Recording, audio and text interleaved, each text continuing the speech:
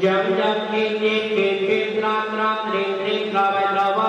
नमो वरहते भगवते श्रीमते ओम ह्रीं क्रोम पापम खंडे खंडे जय जय रह पति पति पति पति ओम नमो वरहम जप जीव हम संतम भाया साचाम जे टोम जप जाति राम ने टोम रहा द्राम प्रेम द्राव द्रावा नमो वरहते भगवते श्रीमते ठाठा श्रीरस्तु रिद्धिरस्तु तुष्टिरस्तु पुष्टिरस्तु शांतिरस्तु कांतिरस्तु कल्याणमस्तु स्वाहा काल सिद्ध्यर्थम सर्व विघ्न निवारणार्थम श्रीमं सर्वं गौरवे परम पवित्राय नमो नमः श्री शांति भंडार पद्म पद्म प्रसादात् सद्धर्म शिवराय सौर्यादिरस्तिरस्तु सद्धर्म सोऽस्वर सुस्वर्गः प्रतिदन्तु जी सिंधम जी के पहाड़िया परिवार जयपुर सपरिवारस्य महेंद्र कुमार जी श्रीमती मोती रानी जी ने राजीव जी मंजू जी जे रायपुर सपरिवारस्य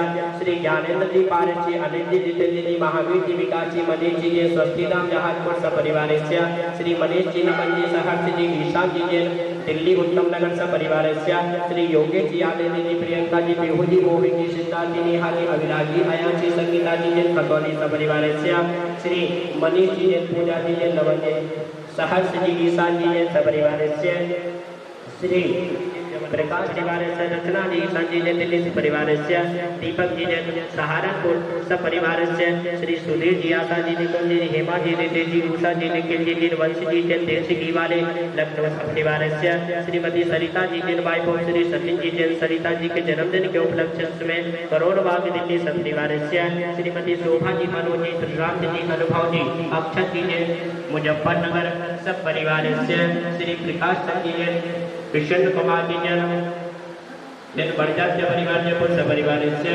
श्री भापी जी जन सरोश्री दीपक जी जन अक्षी जी जन अवनी जी जन प्राण अंजन जी जन सब परिवार जी जन सपरिवार से श्री अभिषेक जी जन कैलाश जी जन जयपुर सपरिवार से श्रीमती सक्रेत जी श्रीमती प्रीति जी शैलेंद्र जी श्रीमती मृदु जी श्रीमती कमल जी भंडारी परिवार बटोरा सपरिवार से आरो जी ने जयपुर सपरिवार से श्री राजेंद्र जी जन महावीर जी ने संयम जी पद्मा जी प्रियंका जी जन स्वस्ति जी जेदालय में प्रतिमा विराजमान जो करने का सौभाग्य जिसको मिलता है उसको कितना पुण्य का बंध होता है और यह सौभाग्य किसको प्राप्त होता है। सहस्त्रकूट में प्रतिमा विराजमान करना कितना पुण्य का कारण है, इसका पुण्य कितने समय तक मिलता है, प्रश्न ये है ना। वर्तमान में आप करने का विचार बना रहे हो, बहुत अच्छी बात है। सोनागिर का जो लिखित में इतिहास मिलता है तो ये चंदा प्रभु भगवान के समय का, भगवान चंदा प्रभु का यहाँ पर समूहशरण 17 बार आया।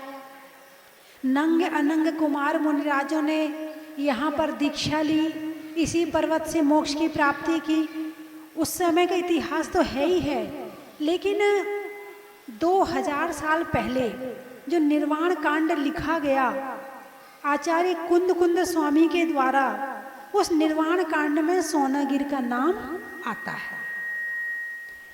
पहले चरण थे, जैसे शिखर जी में चरण हैं वैसे यहाँ पर पहले चरण थे। यहाँ मंदिर बनने की शुरुआत हुई है 800 साल पहले। कब? 800 वर्ष पहले भगवान चंदा प्रभु का जो मंदिर है 800 साल पहले का है। फिर दोनों तरफ की प्रतिमाएं उसके 100 वर्ष बाद की हैं। फिर धीरे करके धीरे करके 77 मंदिरों का निर्माण इस पर्वत पर हुआ है। तो आप लोग यहाँ आए हो, किसके दर्शन करने आए हो? चंदा प्रभु भगवान के। और मंदिर के दर्शन नहीं करोगे क्या? सारे मंदिर के दर्शन किए, सारी वंदना करी आपने, तो मंदिर में कौन है? भगवान की प्रतिमा है। क्या है? भगवान की प्रतिमा है। कितने वर्ष पुरानी है? कम से कम 800 वर्ष पुरानी है। तो जिस व्यक्ति ने 800 साल पहले इन भगवान को यहाँ विराजमान किया था, इनकी पंच कल्याणक प्रतिष्ठा करवाई थी, और जितने लोग यहाँ दर्शन करने आ रहे हैं उन सबका छठवां हिस्सा वो व्यक्ति किसी भी पर्याय में होगा उसके पास आज भी जा रहा है। मतलब ये खाता खुल गया, ये समझो क्या हो गया है, पुण्य का खाता खुल गया है। प्रतिमा विराजमान करना यानी पुण्य का एक खाता खोल लेना कि तुम कुछ भी नहीं कर रहे हो लेकिन पुण्य तुम्हारे हिस्से में जा रहा है। और भगवान विराजमान करने के साथ में भाव ऐसे हों कि हे भगवान एक दिन मैं भी भगवान बनूं, इन भावों के साथ प्रतिमा विराजमान करो तो अक्षय सुख की प्राप्ति इस जिन प्रतिमा के विराजमान करने से होती है। इसलिए अपने जीवन में एक एक प्रतिमा विराजमान जरूर करना। और किसी सिद्ध क्षेत्र पर पर्वत पर मौका मिल रहा है तो फिर छोड़ना मत, फिर तो जरूरी करना। आचार्य विद्यासागर जी द्वारा भी जगह जगह सहस्त्र कूट बनवाए जा रहे हैं और सोना गिर जैसी पावन भूमि पर इस सहस्त्र कूट का निर्माण कहा है कि अपने जीवन में पंचकलनक में एक बार सौधर्मेंद्र, एक बार माता पिता अपनी राशि से सिद्ध चक्र महामंडल विधान और एक प्रतिमा अपने जीवन में अवश्य विराजमान करना चाहिए प्रत्येक व्यक्ति को। लेकिन एक परम सौभाग्य आप सभी को माता जी के माध्यम से प्राप्त हो रहा है कि अभी सोनागिर तीर्थ क्षेत्र पर इस पहाड़ी पर सहस्त्रकूट जिनालय नहीं था तो माता जी के भाव आए और विशाल 100 बाई 100 की जगह में एक विशाल सहस्त्रकूट का निर्माण हो रहा है। एक प्रतिमा विराजमान करने की निछावर राशि मात्र 1,11,000 रुपए है। आप सभी जो भी जिसके भाव हो, अभी बताया हमारे पंडित जी 3 साल में भी अपनी राशि दे सकते हैं, जिसके जैसे हो अभी भी दे सकते हैं, 1 साल में दे सकते हैं, 3 साल तक उसकी समय सीमा है। तो अपने नाम अवश्य लिखाएं। पूज्य माता जी के चरणों में विनय पूर्वक वंदनामी करते हुए उनसे प्रार्थना करते, पूज्य माता जी मेरा प्रश्न है कि आज पूरे भारतवर्ष में संतवाद और पंथवाद ये दोनों बड़ी तेजी से फैलते जा रहे हैं कि नहीं मैं तो उन महाराज जी का शिष्य हूँ, उनको ही गुरु मानता हूँ और नहीं मानता किसी को। क्या ऐसा अपने आगम के अनुसार ऐसा होना चाहिए या नहीं होना चाहिए? भगवान अच्छे लगते हैं, किसी को चंदा प्रभु अच्छे लगते हैं, किसी को शांतिनाथ अच्छे लगते हैं, किसी को आदिनाथ अच्छे लगते हैं और बहुतों को मुनि सुव्रतनाथ भगवान अच्छे लगते हैं, किसी को महावीर भगवान अच्छे लगते हैं। भगवान 24 बिल्कुल एक से हैं, फिर भी हमारा मन किसी एक में जाके टिकता है। इसे कहते हैं इष्ट। इसे क्या कहते हैं? इष्ट देव। किसी को जैसे बहुत सारे गुरु हैं हमारे, किसी को आचार्य विद्यासागर जी अच्छे लगते हैं, किसी को प्रसन्न सागर जी अच्छे लगते हैं, किसी को सुधा सागर जी अच्छे लगते हैं, किसी को प्रमाण सागर जी अच्छे लगते हैं, किसी को कोई माता जी अच्छी लगती हैं। तो ये इष्ट रूप में, ऐसा नहीं है कि चंदा प्रभु अच्छे लगते हैं तो हम पारसनाथ की पूजा ना करें, ऐसा नहीं है कि हमें आदिनाथ अच्छे लगते हैं तो हम मुनि सुव्रत की पूजा ना करें, ऐसा नहीं है कि महावीर अच्छे लगते हैं तो शांतिनाथ की पूजा ना करें। नहीं, श्रद्धान सबके प्रति है, पूजा सबकी है, आराधना सबकी है, उपासना सबकी है, अपमान किसी का नहीं है, निंदा बुराई किसी की नहीं है। लेकिन एक को पकड़कर और दूसरे को छोटा बताना ये गलत है। जो जिनके शिष्य मैं हूं, मैं जिनका शिष्य हूं, बस वो ही अच्छे हैं, बाकी तो सब, ये गलत है। मानो सबको, सबकी सेवा करो, सबकी वैयावृत्ति करो, सबको आहार दो, सबको चौका लगाओ, लेकिन यदि आपके इष्ट एक हैं तो उसमें कहीं विरोध नहीं आता है। लेकिन जहां एक को ही पकड़ लिया, वो महाराज आएंगे, उनके संग वाले आएंगे तो चौका लगाएंगे, पहला चौका मेरा, और कोई दूसरा संग है, भाई बहुत काम है आजकल, टाइम नहीं मिल रहा आजकल, क्या करें, बहुत बिजी है, नहीं लगा पाएंगे, ये गड़बड़ है। तो सेवा, वैयावृत्ति और विहार, आहार, निहार, दर्शन में कोई भेदभाव नहीं, और जहां आपकी इष्ट आराधना है वहां आपको कोई मनाही किसी के लिए नहीं है। इसमें वाद मत चलाओ, ना संतवाद चलाओ ना पंथवाद चलाओ। उपासना करो, आराधना करो, लेकिन उसके पंथ ना चलाओ कि मैं इस पंथ का हूं, मुझे दूसरे में तो बदबू आती है। ऐसा मत करो, ठीक है? क्योंकि एक को कर लिया तो वहां से पुण्य कमा लिया, दूसरे को हे बता दिया तो वहां से पाप का कमा लिया, दोनों मिला के तुमने सब बराबर कर लिया। एक जगह से पुण्य कमाया, एक जगह से, और दोनों बराबर कर दिए। और उनकी शंका भी है माता जी कि वो तो चले गए हैं, लेकिन उनकी ओर से एक प्रतिमा विराजमान कर रहे हैं, तो उनको कितना पुण्य का बंध होगा जहां भी होंगे वो। और इससे पहले मैं एक दो नाम और बोलूंगा। श्री अनिल जी, सुनील जी, संजीव जी, सुधीर जी, अनुज जी, नैतिक जी, सौरभ जी, भंडारी परिवार गंज वासौदा, सनौप श्री ममता जी भंडारी, इनकी भी दान की अनुमोदना। इन्होंने भी एक जिन प्रतिमा विराजमान करने का सौभाग्य प्राप्त किया है सहस्त्र जिनालय में। एक नाम और बोलूंगा, श्री महेंद्र जी, बड़कुल, शैलेंद्र जी, उपेंद्र जी, सम्यक जी, रेवान जी, धर्मेंद्र जी, सौर जी, बड़कुल परिवार, और श्रीमती मनोज रानी जी, प्रेनी जी, रीना जी, सोनिया परिवार गंजवा सौदा। आइए, इन्होंने भी एक जिन प्रतिमा को विराजमान करने का सौभाग्य किया है, इनकी दान की अनुमोदना करते हैं। कभी हाथ खुजाए तो क्या कहते हो, धन आने वाला है। पैर खुजाए तो बोले आज तीर्थ यात्रा होने वाली है। हिचकी आए बोले कोई याद कर रहा है। ये क्या है? ये क्या है? ये है वाइब्रेशन, ये है किरणें। यानी आप जो विचार करते हो वो हमारे अंदर से निकली हुई किरणें सामने वाले के पास जाती हैं और उससे पता चल जाता है कि आप उसे याद कर रहे हो। जैसे मोबाइल है, आपने यहाँ से मोबाइल में किसी का नंबर डायल किया और आपने उसे डायल करने के बाद में थोड़ी देर बाद आवाज़ आने लगती, तो यानी वो कनेक्ट हो गया।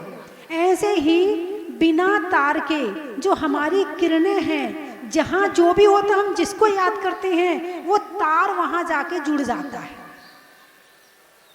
और जब आप उनके प्रति अच्छे भाव करते हैं तो वो भी जुड़ते हैं, और बुरे भाव करते हैं तो वो भी जुड़ते हैं, और उनके नाम से अच्छे काम करते हैं तो वो भी कहीं ना कहीं उन पर प्रभाव डालते हैं। शरीर ही तो छूटा है, आत्मा थोड़ी छूटी है। आत्मा तो वही है ना, जो आत्मा आज है वही आत्मा है ना, आत्मा तो दूसरी नहीं है। आज भगवान इस संसार में नहीं है, मोक्ष में बैठे हैं, हम उनको याद करते हैं तो हमारा कनेक्शन होता है कि नहीं होता है?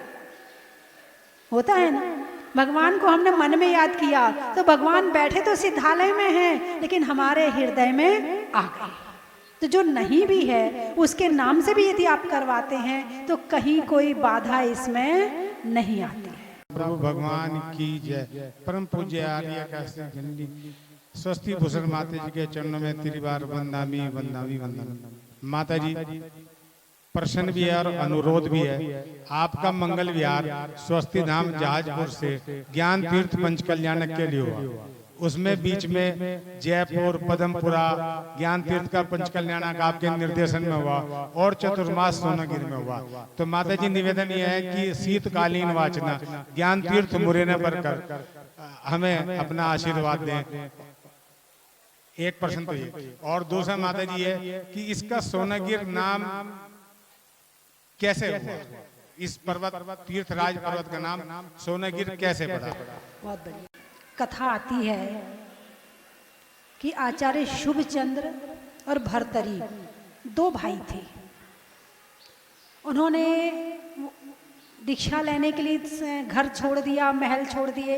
राजा के पुत्र थे, एक सन्यासी बन गया और एक ने दिगंबर धर्म में दीक्षा ले ली। जो सन्यासी बना था तो वहाँ पर उनके गुरु ने उन्हें सोना बनाने की विधि बताई कि सोना बनाने के लिए रसायन कैसे तैयार किया जाता है। तो 12 वर्ष में उन्होंने सोना बनाने का रसायन तैयार कर लिया। फिर उन्हें अपने भाई की याद आई, मेरा भाई कहाँ है? तो उन्होंने अपने शिष्यों को भेजा, जरा देख के आओ कि मेरा भाई कहाँ है, क्या कर रहा है और किस हालत में है। शिष्यों ने जाकर देखा तो वो ध्यान कर रहे थे, तो उनके तन पे कपड़े भी नहीं थे, घर भी नहीं, मकान भी नहीं, कुटिया भी नहीं, कुछ भी नहीं। लौट के गए शिष्य, बोले तुम्हारे भाई तो बहुत गरीब हो गए हैं। क्या हो गए हैं? बहुत गरीब हो गए, उनके पास पहनने के लिए भी कपड़े नहीं है। तो बड़ी दया आई, भर्तरी जो भाई था उन्हें बड़ी दया आई। कि अपने भाई को मैं कुछ ले जाकर दे दूं, कुछ कर दूं मैं अपने भाई के लिए। तो वो सोने का जो रसायन बनाया था उसमें से कुछ रसायन एक तुम्बी में रख करके और भाई के पास ले गए। भाई के सामने वो रसायन रख दिया और बैठ गए। बोले भाई, मुझे नहीं पता था तू इतना गरीब हो गया है, मुझे नहीं पता था तेरे पास कपड़े भी नहीं है पहनने के लिए, नहीं तो मैं पहले आ जाता और पहले तुझे सब कुछ दे देता। देख, मैंने 12 वर्ष में सोने बनाने वाला रसायन बनाना तैयार कर दिया है, उसकी विधि सीख ली है, उसकी मैंने सिद्धि कर ली है, अब मैं चाहे जितना सोना बना सकता हूँ। अब जो भाई मुनिराज थे, सर्व त्यागी थे, बाह्य परिग्रह के त्यागी थे, अंतरंग परिग्रह के त्यागी थे, उन्हें बड़ा कष्ट हुआ कि इसने 12 वर्ष व्यर्थ गंवा दिए, कुछ भी नहीं किया। बोले भाई, यदि ये सोना चांदी बनाने का रसायन ही सीखना था तो घर क्यों छोड़ा? घर में क्या सोने की कमी थी? भरा पड़ा था सोना चांदी घर में, और यहाँ आके तू क्या कर रहा है? जो घर में कर रहा था वो ही कर रहा है, और जो सामने रसायन रखा था उसे फैला दिया, उसे लुढ़का दिया। बड़ा गुस्सा आया। बोले तूने सारा रसायन लुढ़का दिया, 12 वर्ष में तैयार किया था और तूने 1 सेकंड में उसको खत्म कर दिया। बोले भाई, इस रसायन की तो छोड़, उनको जो पसीना आ रहा था वो पसीना उन्होंने यूं लिया और इस जो जिस पहाड़ पर बैठे हैं इस पर छिड़क दिया, ये पहाड़ पूरा सोने का हो गया। उस समय से इस पर्वत का नाम सोनागिरी, स्वर्णगिरी पड़ गया। और इसके कई लोग अलग अलग नाम लेते हैं, श्रवणगिरी, सवर्णगिरी, कुछ और नाम भी लेते हैं, लेकिन 2 नाम मुख्य हैं, सोनागिरी और स्वर्णगिरी। इसके 2 नाम मुख्य हैं, और इस तरह ये पर्वत सोनागिरी के नाम से विख्यात हो गया। वैज्ञानिकों ने जांच करी तो उन्होंने बताया है कि अभी भी इस पर्वत में सोने के कण हैं, लेकिन इतने कम हैं कि यदि निकालें तो निकालने में ज़्यादा पैसा खर्च होगा, सोना कम निकलेगा, लेकिन सोना है आज भी इस पर, है ना। चलिए अगला प्रश्न। चतुर्मास चल रहा है, चतुर्मास के बाद क्या विचार बनता है? उसके बाद जैसा योग संयोग होगा, जहाँ का दाना पानी होगा, देख लेंगे। मेरा एक बहुत सिंपल प्रश्न है कि आप हर जगह कुछ न कुछ नया करते हैं, और आप जो ये रचनात्मकता के साथ इनोवेशन का कार्य करते हैं, छोटे से में भी बहुत कुछ नया निकाल के दे देते हैं। तो माता जी, आज जो समाज में हमारी जो नई पीढ़ी है वो केवल करियर की ओर भाग रही है, वो संस्कार से दूर होती जा रही है। तो माता जी, उसके लिए मेरा एक प्रश्न है कि हम सब ऐसा क्या करें जिससे कि बच्चों के अंदर संस्कार के साथ साथ करियर भी हो? यही मेरी आपसे जिज्ञासा है। और बच्चे नहीं भाग रहे, माँ बाप भगा रहे हैं। जितनी चिंता बच्चों को नहीं है, उससे ज्यादा चिंता माँ बाप को है। वो इतना सा बच्चा तो क्या बनेगा? डॉक्टर बनेगा, इंजीनियर बनेगा, ये कोई नहीं कहता। महाराज बनेगा, ये कोई नहीं कहता। साधु बनेगा, ये कोई नहीं कहता। बस सब डॉक्टर, इंजीनियर, सीए, ये वो सब यही बनने लग रहे हैं। और वर्तमान समय में ये एक दुख का कारण भी है। अब सीए बनने के लिए कितने लोग परीक्षा में बैठते हैं और पास कितने होते हैं, है ना। और बाकी का क्या होता है? बाकी मरने तैयार रहते हैं।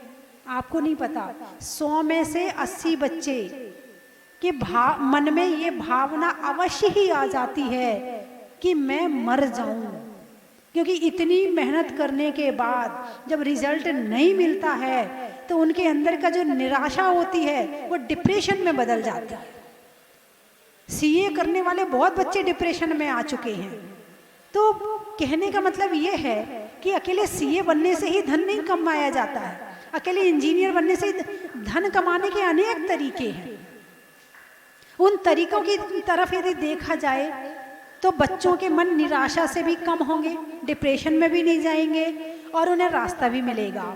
और जब वो उस तरफ आएंगे तो कम से कम वो धर्म में तो लगेंगे। घर में रहेंगे तो मंदिर भी जाएंगे, पूजा भी करेंगे, साधु संगति भी करेंगे। तो जितने नौकरी की तरफ भाग रहे, हमारे यहाँ नौकरी को पहले अच्छा नहीं माना जाता था, यहाँ तक कि अच्छी अच्छी पोस्ट मिल भी जाती थी तो पिताजी कहते थे घर में इतनी खेती बाड़ी है और तू नौकरी करेगा, जाके चल बैठ जा घर में। बैंक मैनेजर की पोस्ट मिलने के बाद भी छोड़ना पड़ता था लोगों को, क्योंकि हमारे यहाँ नौकरी अच्छी नहीं मानी जाती थी। और अब तो बेटा जब तक जॉब ना करे, घर में पिता के पास संपत्ति है, सारी चीजें हैं, उसके बाद भी वो संभालता नहीं है, मैं तो जॉब करूंगा, मैं नहीं रह रहा घर में। ये आजकल एक फैशन हो गया है, और फैशन की तो एक बीमारी होती है, लग जाए तो छुड़ाना बड़ा मुश्किल होता है। इस फैशन का नशा उतरना कोई ठोकर खाने के बाद ही उतरता है, ऐसे नहीं उतरता है। तो आप बच्चों को बचपन में ज्ञान सहित संस्कार दें, ज्ञान सहित, प्रैक्टिकल सहित। नमोकार मंत्र पढ़ाएं तो प्रैक्टिकल, आंख बंद करो, नमो अरिहंताणम में अरिहंत भगवान को याद करो, सिद्धाड़म आर्यम, ऐसे पंच परमेष्टि को स्मरण कराते हुए ऐसे धीरे धीरे धीरे करके सारे संस्कार दें, तो बड़े होकर भी वो संस्कार कब वृक्ष बन जाएंगे पता नहीं चलेगा।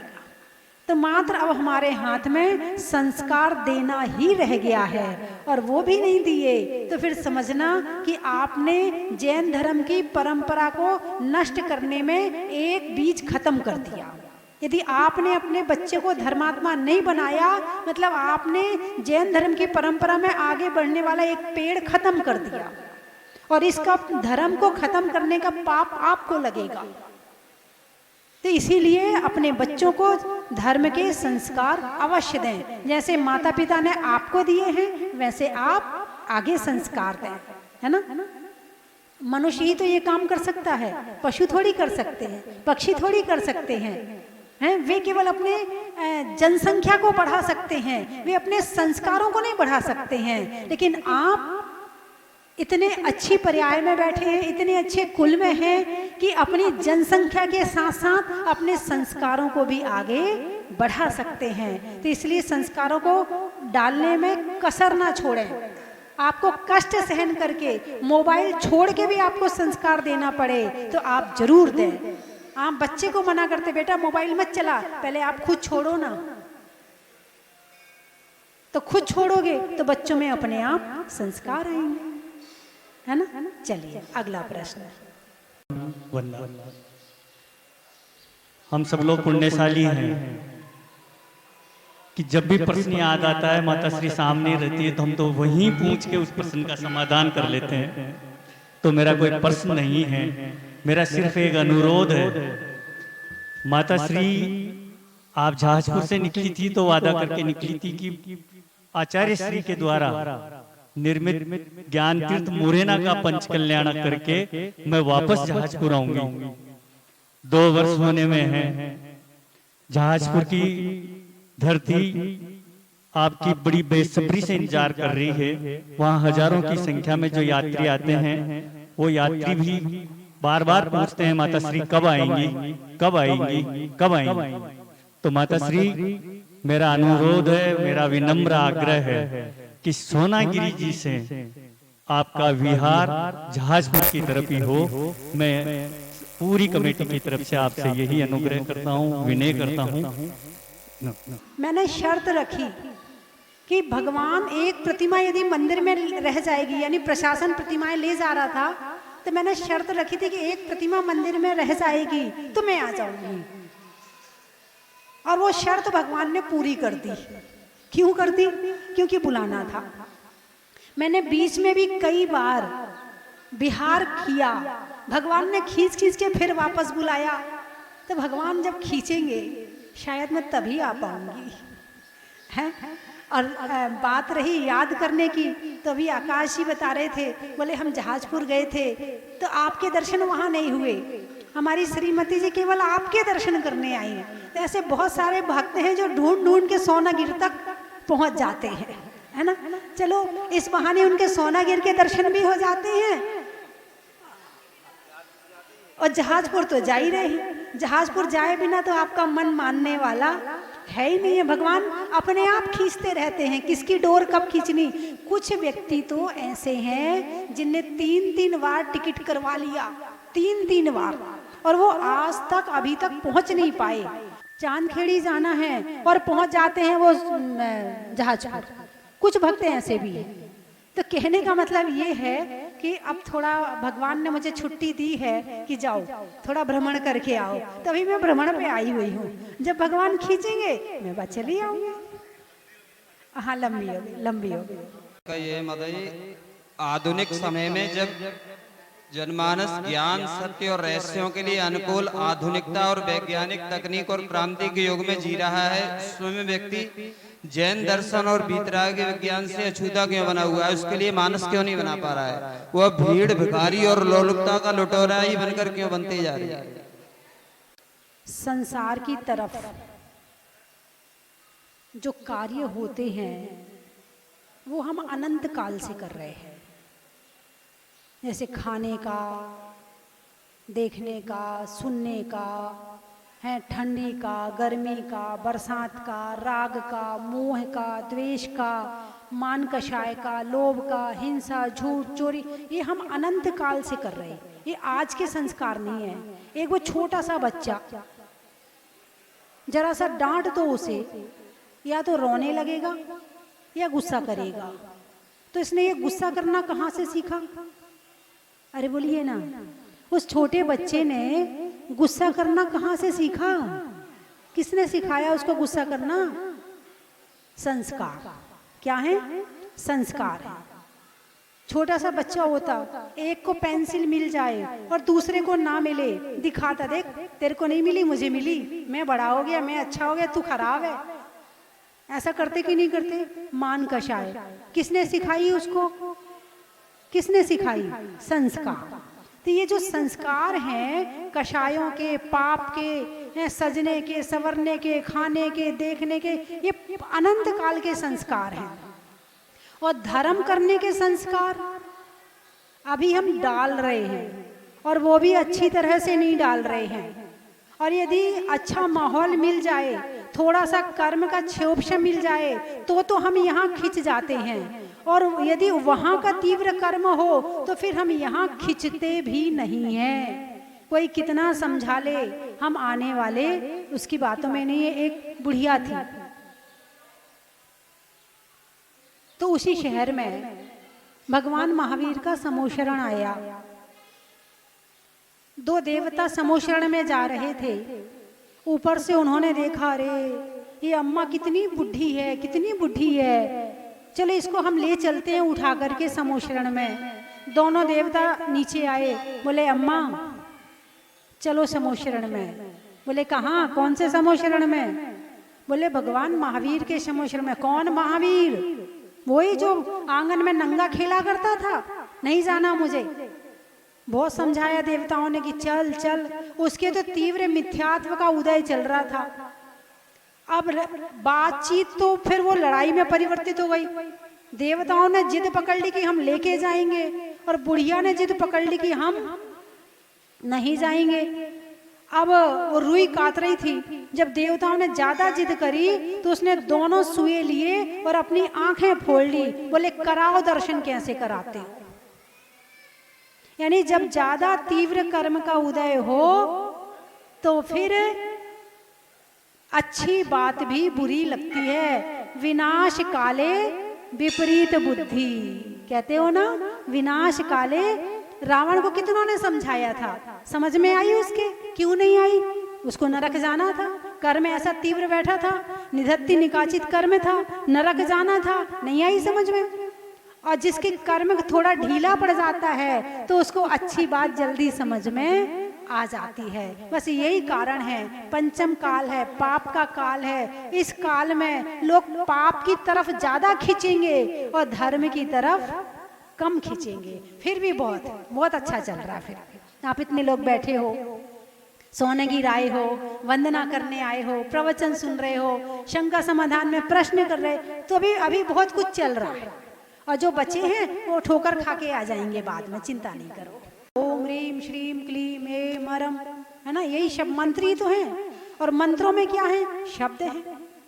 और शब्द कौन से वाले हैं? जिन्हें आप दिन भर बोलते हो ना, खाना खा लो, लड़ लो, जिन शब्दों में लड़ते हो, जिन शब्दों में प्रेम करते हो, जिन शब्दों में ईर्ष्या करते हो, जिन शब्दों में किसी का अपमान करते हो, जिन शब्दों में क्रोध करते हो, जिन शब्दों में अभिमान दिखाते हो, वही शब्द शांति धारा में है। शब्द कहीं कोई अलग नहीं है, शब्द तो वही वाले हैं। जैसे बंदूक की गोली है, बंदूक की गोली को किसी को ऐसे ही फेंक के मारो, कुछ होगा? अरे बोलिए ना, बंदूक की गोली को यूं ही फेंक के किसी को मार दो, कुछ होगा? वो मरेगा? नहीं मरेगा। और यदि उसे बंदूक में लगा करके मारो, बचेगा? नहीं बचेगा। मतलब क्या है? गोली तो वो ही है, लेकिन उसे सिस्टम से निकाला गया है।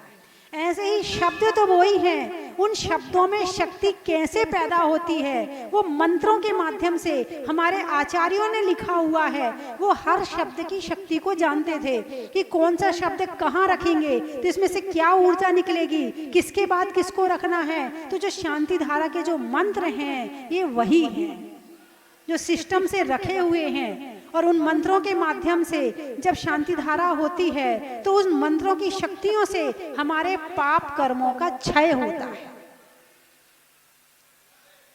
इसीलिए शांति धारा का बहुत महत्व है, करने का, कराने का, सबका महत्व है, देखने का, सुनने का। जिस समय आज से करीब 7-8 साल पहले, 7 साल पहले जब मैंने टीवी में शांति धारा शुरू करवाई थी पारस चैनल पर, उसके पहले कहीं के भी शांति धारा दिखा देते थे और घर के बड़े बूढ़े देखते थे। 5-7 साल पहले केवल घर के बच्चे नहीं देखते थे, बड़े बूढ़े देखते थे। फिर मैंने भगवान मुनि सुव्रत जहाजपुर वाले भगवान की शांति धारा शुरू करी। बड़ा अट्रैक्शन हुआ लोगों में, इतना अट्रैक्शन कि घर के बच्चे को, बेटा पहले शांति धारा देख, फिर स्कूल जाना, फिर दूध पीना, मतलब इतना तक हो गया था। लोगों ने आके मुझे बताया, इतना अट्रैक्शन हुआ और शांति धारा एक बड़े जोर शोर पे आ गई। फिर मेरे मन में आया कि मैं ये कहूँ कि जैसे बोलते ना, शांति धारा देखने वाले, सुनने वाले, करने वाले। फिर मैंने कहना शुरू किया टीवी में देखने वाले। इस शब्द का इतना प्रभाव पड़ा, इतना प्रभाव पड़ा कि लोग टकटकी लगाए देखते थे कि अब आशीर्वाद मिलने वाला है टीवी में देखने वालों को। माँ अपने बच्चे को जगा के बिठाती थी, बोले बेटा तू टीवी में जो शांति धारा आएगी ना, बस उसको देख लेना, उसका आशीर्वाद लेना, फिर सो जाना, लेकिन तू शांति धारा देख ले। इतना प्रभाव पड़ा कि आज टीवी में सुबह 6 बजे से लेके 5 बजे से लेके दोनों तीनों चैनल पर 12 बजे तक शांति धारा चलती है।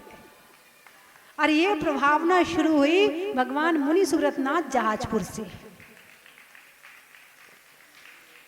है ना। उसके पहले शांति धारा की इतनी प्रभावना टीवी में नहीं थी। अब तो सबकी लॉटरी लग गई, जिस क्षेत्र का उद्धार करना बोले टीवी में शांति धारा दे दो। रही है।